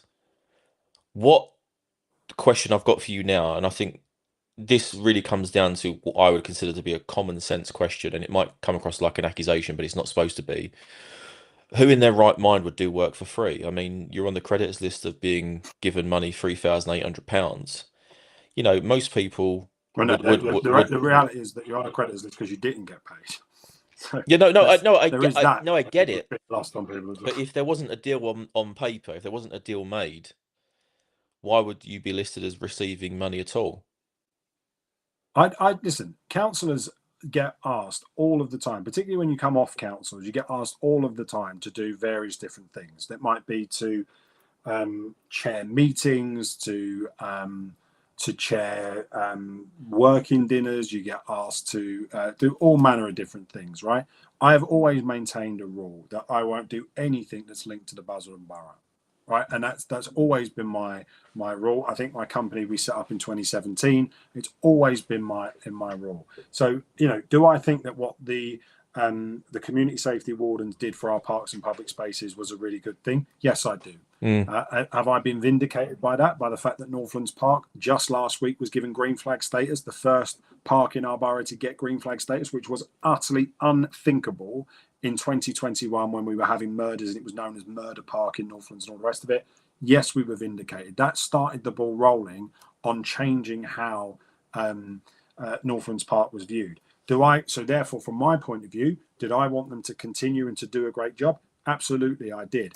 When the question here is about when they came back onto Basildon Council. Now, I told the chief executive, because again, my register of interest and everything else, I was very clear to the chief executive that I had helped them by looking at their presentation for that meeting where Andy Baggott and Paul Brace had extended their contract. But I did not have anything to do with whether or not they were procured to undertake this work. So I did not have a declaration of interest. I did not have a register of interest. I have not received a penny of money from them. I did not know that we were on their creditors list. So that's not something that I can answer. But my point of view is if I had a disclosable interest, like I have done with GB News and Facebook and every other company that I'm involved with or I registered to, it is there on my register of interests. Is there any evidence in that council that either myself or Emma, because she's now named in this, which again is, she shouldn't really be named in this, but she's named in it. Is there any evidence whatsoever that we were involved in any way, shape, or form in putting pressure on the procurement? The answer to that is no. Is there any evidence that Andy Baggott was putting pressure on them to come back because he was the one who appointed them? Not that I believe, no. This was a decision made by community safety officers at the council. I am led to believe they went on a site visit to the AIB offices to see what they could do, to see what their technology was, and those officers thought it was good. Okay, And that's so why they so decided to why pilot that in the town centre. why would So AIB I can't, come to I you? can't answer. I can't, I can't answer. What do you mean? Say it again.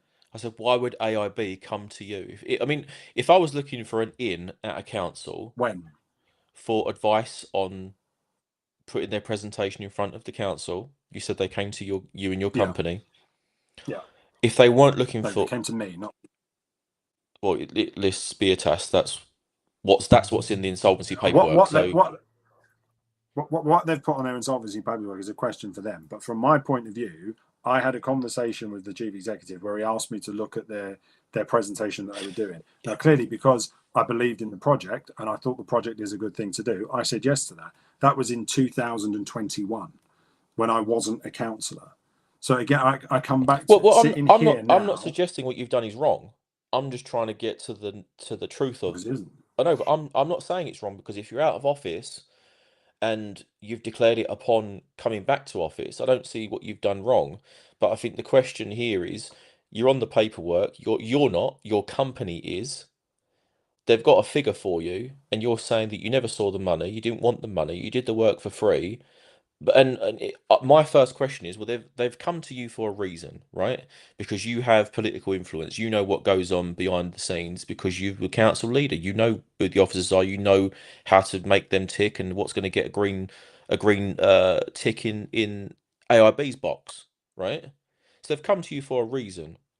And all I'm saying is that if it was me and this was my company, I'd be like, right, well, yep, I'll take the 4 grand, 9 and 4 grand. I'll declare it, whatever. I know what makes it tick. I'm quite a transparent guy. If there's a few quid to be made, I'll put my hand up and ask to take it. I'm just going to keep it real. I don't care what anyone thinks about that. I'm an honest guy. If there's money on the table, I'm gonna pick it up. See it. So what I think people might be asking about you is, are you really going to tell us now that you gave them advice on how to get a deal with the council? You're on the insolvency paperwork for £3,800, and you didn't want the money. Well, that is the case. And if I told you how many people in the 3 years that I wasn't on the council were asking me questions about how to get through the door at Basildon Council, and I didn't provide any paid consultancy. It is a role that I have that I will not be conflicted. We have other councillors who are serving councillors who run businesses right now that are fully declared and registered on their interest, where they do not take part in anything to do with Basildon Council. Do you lose money as a business because of that? Yes, you do. But is it the right thing to do? Yes, it is. So why So, did from my why point of why did view, you give them advice in the first place then? If it's your rule not to, why did you bother? it's my rule not to charge for advice. If I think that what they were trying to do is for the benefit of the borough, in which case the Northlands Park scheme that they came up with, absolutely, it is 100% the case that we thought, or I thought that that was the right thing to do because they should carry on doing the job that they were doing. So that's why we did it. But again, we would not provide paid consultancy to anybody doing anything in the Basildon Borough. And that is one of Despite those being things listed. where, I don't want to keep pressing you on this, but you're listed. I just want to, like, I just find it hard to believe. That's all. so well, we were you tell me we're listed, but from our point of view, we have no idea why we're on that paperwork. Whether they've said that we've done paid consultancy for their own accountancy purposes, that's up to them. But from our point of view, Okay. has any money ever hit our bank account? No, is the Okay. answer to that question. And so from our point of view, I come back to it. People can legitimately ask these questions. I have no problem at all with scrutiny and with people asking questions about transparency. I know what I've done. I know what Emma has done. I know what the truth is, and I'm prepared to do it. What I'm not prepared to do is a show trial in a full council meeting. If you want to have a proper investigation, do it. But also to suggest that post 2024, that somehow I influence them getting a job or influence them being procured or taken on. Again, my challenge is produce your evidence that we did that, because it doesn't exist. And I know for a fact that we as a council, we use a whole range of different security services. Regency Security will be at the council tomorrow night. Who used to work for Regency Security? Reform's Darren Gardner, right? Are we sitting there saying Darren Gardner's on the take because Regency Security are manning the doors in the public gallery? Ask the No. question. Yeah, but why? Like, Oh, Joe Public is not gonna the complicated lives that our public are leading right now. yeah. They are not going to be sat there going, and you can't have it both ways, can you? You can't be sat there going, this is the be all and end all. We've got to look into, this, blah blah blah blah blah. But do you know what? Cakes, biscuits, and sandwiches. Don't worry about that. Right? Either you're going to apply the I'm, same I'm, thing to everybody, I mean, or you're not. I really can't believe you've made your point about biscuits and ham sandwiches, mate. I really can't. Wait till tomorrow. Okay, fair enough. Let's move on. I think we've gone over this quite a bit. I don't want to pull you over the coals any longer. I think I've given you a bit of a drubbing there, and you've done well to answer. I mean, Peter Kelly, you're making faces. I can tell you, you know. My point. Listen, I will answer any questions. Yeah, Like, no, fair play to you. this is what I'm glad. makes me laugh Look. I'm glad that about you social have. media. I'm glad that you have answered the questions because, there's many people out there that will be asking these questions of you, and maybe they don't ask them in the right way. Facebook comments and accusations therein. But look, I've asked you. You've given me answers. It's up to the public to determine if they believe what you've said. What what we'll do, what we'll do is we'll just clip that section up, stick it on Facebook, and I might earn a few quid out of it. We'll do it because you owe me a pint. Anyway, Peter Kelly said, "Great questions, Charlie, but Gavin is answering brilliantly." I agree, you're doing well. Um, Sam I agree. Genet, You're doing well. oh, I think I'm doing great. We should do this more. We should every day. Sam Genet, the mayor of Basildon. The issue is, Charlie, the insolvency paperwork would only be issued to those they owe money to. It's a legal process. They wouldn't lie. We know who is. Sean Bradley here. Excellent response, councillor. And it's just a way for a company to make accounts look more worse. We can get rid of more. It's a grammatical error there, Sean. Sorry, mate. Accounts look worse than TA. I'm a grammar Nazi. Sorry, guys. Um, than is typically. I can't even read now. Anyway, you can see what Sean has said. Um, before we get on to national People politics, get annoyed at me when I correct your and you are on social media. I mean that. Do Like, you these know if you get like confidence. if you get a leaflet through the door from pizza company, for example, and they can't spell pepperoni correctly, I can't trust that I'm going to get a decent pizza. I'm sorry, but I can't because every pizza is made with cheese and pepperoni. So if you can't spell, off.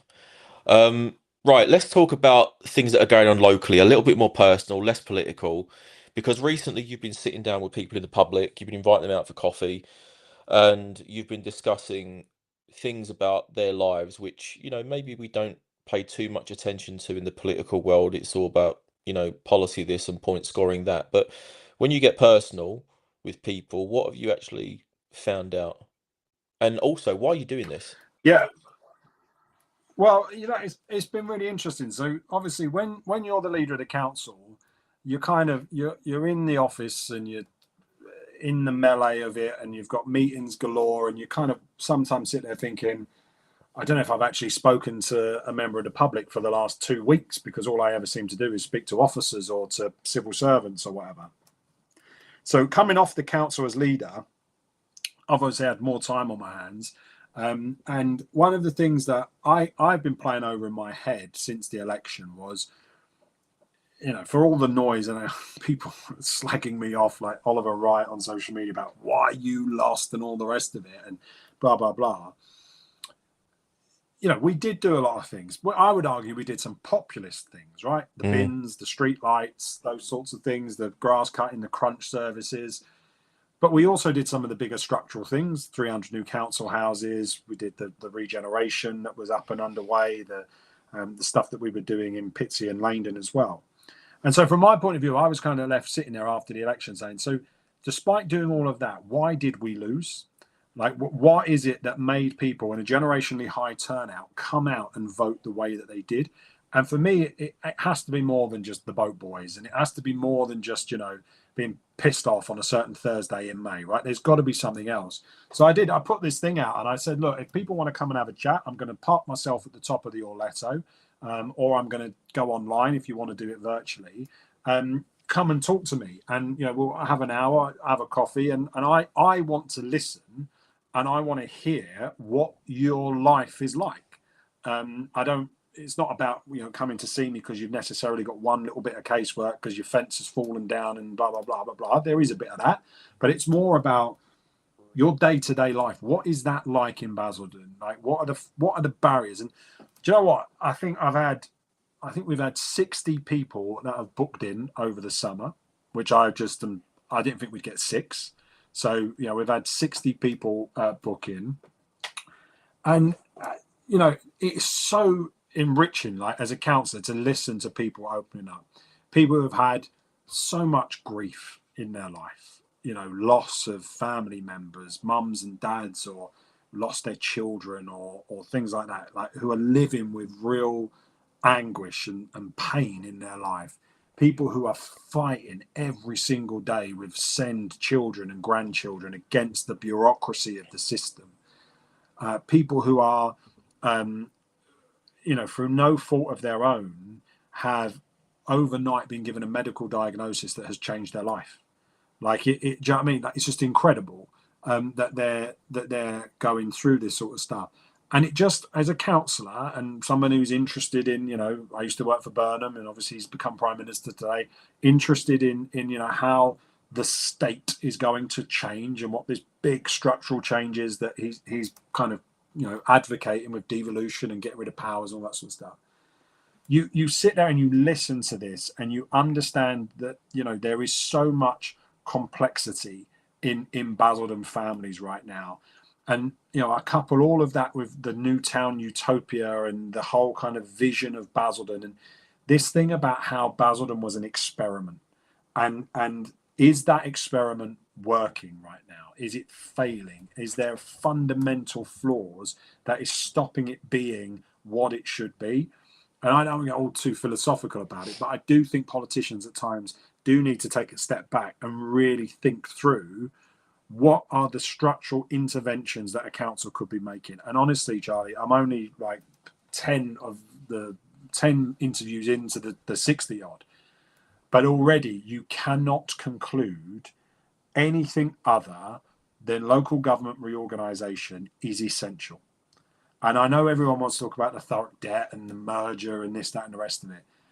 But giving this place we live more power and more control over the lives of the people that are here, the disabled, the young, the elderly, the frail, the widowed, all of those, to be able to give them more agency and make interventions where they are needed the most. Local government reorganisation is such an important step to do it. And you never ever hear anybody, whether it's Reform at Essex or whether it's Barnes locally, you never ever hear them talking about outcomes. And honestly, when you listen to these stories that people have got and the way that they are living their lives, I come to realize me changing your bins back to weekly, it does not change your life when you've got this much complexity in it. And what will change your life is your local councillor having the power to get on with the HCPs, having the power to be able to say, do you know what? We're going to put another £1 million into training up more Sendcos across all of these different These, councils across, can you schools explain across just the borough. briefly what an HCP is for people who don't know? Yeah, so an education, care, and health plan. So it's all about being able to make sure that a kid, whether they're in a primary school, secondary school, whatever setting they're in, how they're able to access the support they need in school, how they can access it through the National Health Service, and what their plan is going to be, how that's reviewed, what their needs are, how that can be met. It also has thrown up a lot around the fact that we don't, Burnham talked about this today about how we need to care for people better. And a lot of that is around prevention. What I'm hearing loud and clear in this borough is the need for Sure Start centres to be revived and come back, so that schools are not acting as psychiatrists and psychologists and mental health counsellors and nutritionists and everything else, as well as English, maths and science and key stage 2, 3, whatever it is. So from that point of view, that's been really illuminating. But also around just having a council and counsellors that will listen. Mm. So many of these people, what's really interesting is the more of them you do, you kind of clock certain things. So like I'll clock that the other day, as an example, I spoke to one guy. I didn't speak for 35 minutes. I didn't say a I know word the for feeling. 35 minutes. But do you know what I mean? It was like they want to be listened to. They want to be heard. They want somebody who's then with a platform going to be able to go away and think about what are the changes that we can really make. So I honestly, I think they are, most of these challenges are beyond the control of a district council. That is true, right? I would not try and pretend that I could wave a magic wand and fix everything that these guys and girls are going through. But I certainly think that we will be, or I will be a better counsellor at the end of this summer because of these conversations. And I understand. And my plea to people is to just be a bit kinder. Like, you have no idea what is going on behind the front door of a lot of these people. And there's too many things happening in such close proximity for it to be coincidence. It's structural. And the loss of community is something that everybody talks about. The Mm. fact that, whether you are 28 years old or you're 68 years old, that feeling that Basildon was a great community. Everyone says they love Basildon. Everybody says it's misunderstood. Everybody is proud to be from Basildon. They're not proud of Basildon right now. And that's Okay. what they're really hoping for. I know that But I know it's been from a worthwhile. from what I'm gathering from what you've told me tonight, it's like people just want more understanding, more empathy, uh, more feeling of being seen. in a way, because I think that you can kind of get lost in the hubbub of life. You know, I've got a bill to pay, I've got a child to get from school, I've got a doctor's appointment, my mum's not well, my dog's been, been sick all over the sofa, whatever the case may be. And life is like that sometimes. It's not, as we see it on social media where it's, holidays and restaurants and everything else that people like to promote of their lives. Sometimes it's difficult. And I think that, it's nice of you to go and do this because I think a lot of the time people assume, probably wrongly actually, because I know a lot of nice politicians, but I think they think that politicians are just self-serving and they want what's best for them only, and it's just a race to the top, and everyone else can slide off down to the bottom. And I think it's interesting because one thing I would say about community is that me personally, I'm a very sociable man, so I will always make an effort to talk to people. I talk to strangers, I talk to people on the train, I talk to people as I'm having a coffee. I know all of my neighbours, which is rare. Most You're people, that. what's that, mate? You're that guy. I'm that guy. Nowadays you go on a train, everyone can attest to this. You get on a train, and everybody is headphones in, this on the train the whole way. And I'm thinking to myself, there's a whole world that you're missing. I know you're on a train. I know it sounds a bit whimsical me saying that, but like when I notice somebody on the train who doesn't have a phone in their hand and doesn't have headphones in, I'll make eye contact and I'll say, "How you doing?"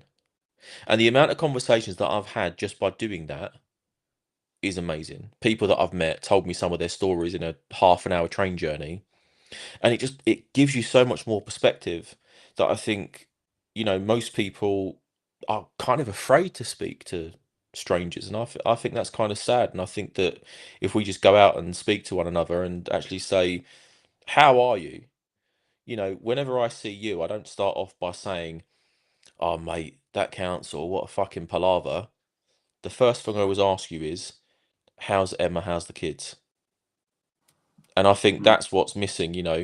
Back in the day, you and I didn't see eye to eye on political matters, and I dare say we still don't.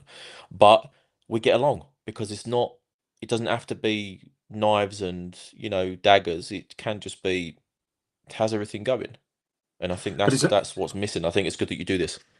yeah, listen, I agree. I think it's about motivation, isn't it?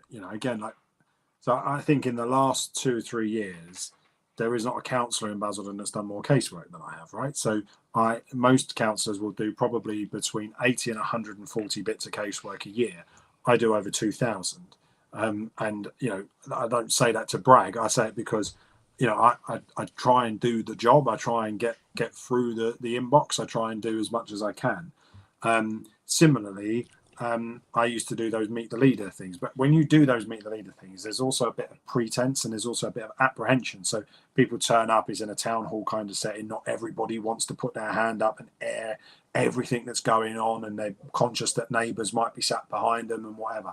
So doing this has been really illuminating, and I would encourage more councillors to do it, and to really um, understand what's going on, because people see the Facebook, and don't get me wrong, every day you put the Facebook posts out, and we've got there's some nonsense that the council's been up to, which we're going to put out tomorrow, which is going to undermine a lot of the arguments that they're going to make at their full council meeting. That's part of what you've got to do in opposition. The thing I would say about that, I hope it's not sensational, Gavin. wouldn't dare be sensational, Charlie. Mm. It's always fact with me, as much as people don't like it. It is always fact. But Uh, my point is that, like, Basildon at the moment is on a bit of a knife edge, isn't it? Right, the politics is all over the place. People, I think, are feeling a bit of buyer's remorse about the fact that the regeneration clearly is stalling and it is over. And that is not a nice feeling for a lot of people. Visually, the borough looks a mess, and that is not a nice feeling for people. And we've got we have got a responsibility as councillors to hold them to account. But from my point of view, I have a responsibility to get the Tories out, because every time they're in, this is what happens to Basildon. And so I'm going to keep pushing as much as I can to make sure that we get that outcome. I would just say, Charlie, right, and people can love this or hate this. No one wants to be in this situation.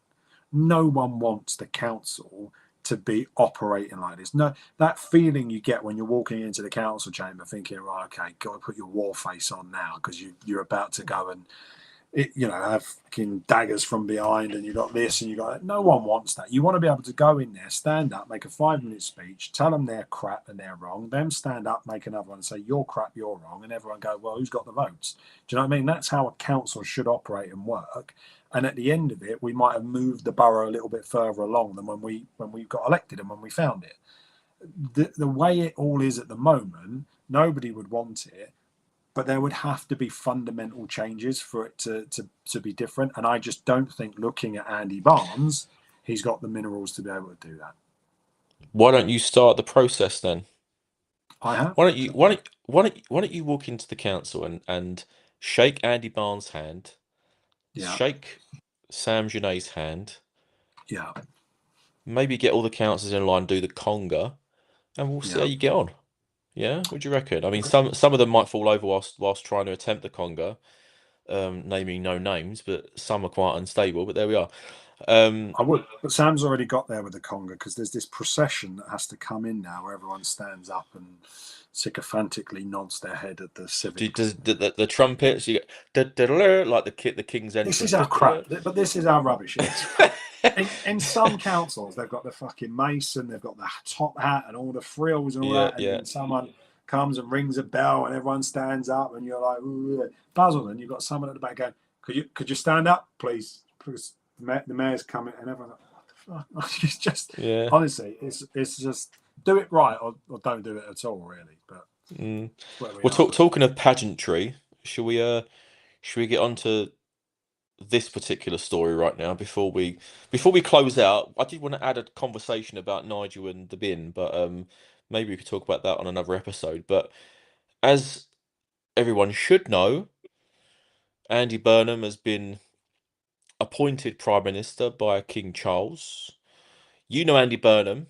I don't know how well you know him, but you also know Keir Starmer, and I don't know how well you know him. So, of the two men, um, are you sad to see Starmer go and Burnham walk in, or do you see positives on both sides? Well, I voted for Burnham twice to be the leader of the Labour Party in 2010 and 2015. So it probably won't come as a massive surprise to people that I was delighted that Andy Burnham is the Prime Minister today. Listen, Keir is a really good guy, and his heart is in the right place, brain the size of a planet, all those good stuff. But we are just living in deeply political times, and you have to be a politician. And unfortunately for Keir, he perhaps was too cautious in his approach, and we all found, I thought it was really interesting that I think it was YouGov did a poll. It might have been YouGov, it might have been someone else, Ipsos or somebody, did a poll about asking the public. So what was it you really actually hated about Keir Starmer? What was it that he did that you really didn't like? And basically, like everything got about like 4%. Ultimately, it was like they just didn't like the fact that Keir Starmer was being Keir Starmer, and it was one of those really odd polls where like you can't put your finger on it. But with Andy, I think look, there is a step. Like, even what he did today, coming to Downing Street, no podium, no frills, Hmm. no notes, no lectern. He's just going to stand there and he's going to speak. He's a conviction politician. He believes in what he believes. He has been talking about what he believes for the last 20 years. He's made it work on a pretty big scale in Manchester. It's the only part of the UK that's got growth over the last few years, and he wants to put that model of politics to the country. As I said, I think he was right, and people listening to this might attest to some of the stuff that he said about this generation of politician has failed and is not doing a good job, and we've got to up our game. I would agree with that, right? You see Should we, that should we, should locally. we, should we play a clip of Andy speaking about this now? Yeah, do it. I have just come from Buckingham Palace, where I have accepted His Majesty the King's invitation to form a government. There he is. We got there in the end. Bit of a delay there.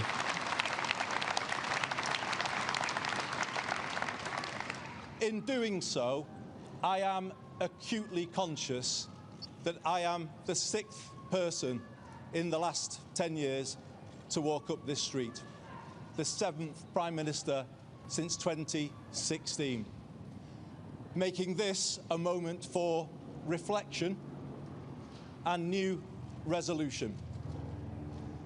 It requires my generation of politicians to raise our game and rise to the new challenge. Britain needs to show the world that we can regain our stability once again.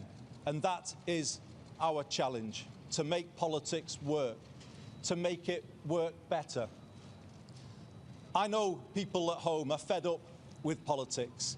I hear you, and I want to be honest with you. We have not been good enough, and we need to be better. We will be.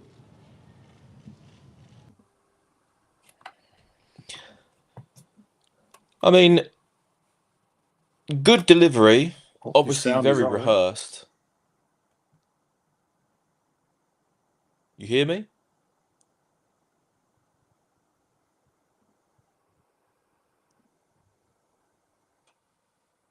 Have you lost me?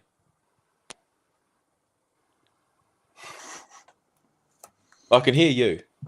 This is the best bit of the whole show. Right, well, I can hear you. Let's go. Try to play a video. Try to be too clever. Oh, wow.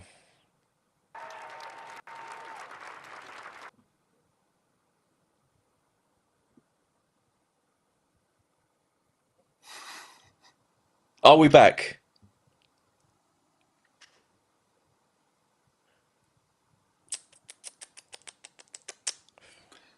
We should have spent £9,700 on a streaming service.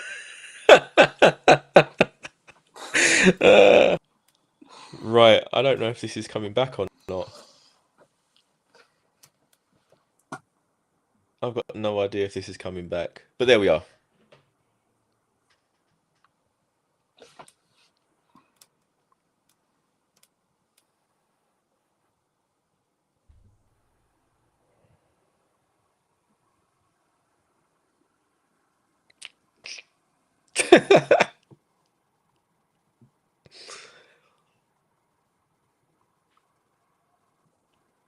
Ah, okay.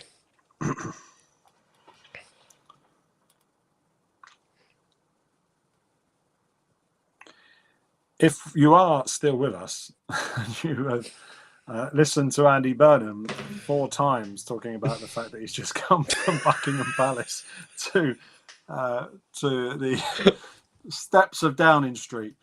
We will probably come back to Andy Burnham. I think we'll do another show where we talk about Burnham once we know the full details of his cabinet and we know what's happening for local government. We can come back and have another conversation. It's just gone 11 o'clock, so we've been on for 2 hours. You've listened to our dulcet tones talking about all things Basildon politics. If you are a sucker for punishment, then there is another Basildon Full Council meeting tomorrow evening, so you can join whatever time that starts after the emergency council meeting. You'll be able to join that as well. But wherever you are, whatever you're doing, thank you very much for listening. Thank you, Charlie Boy, for all your tough questions and for the silence that we're now having to endure. Thank you all. We'll see you all again next time.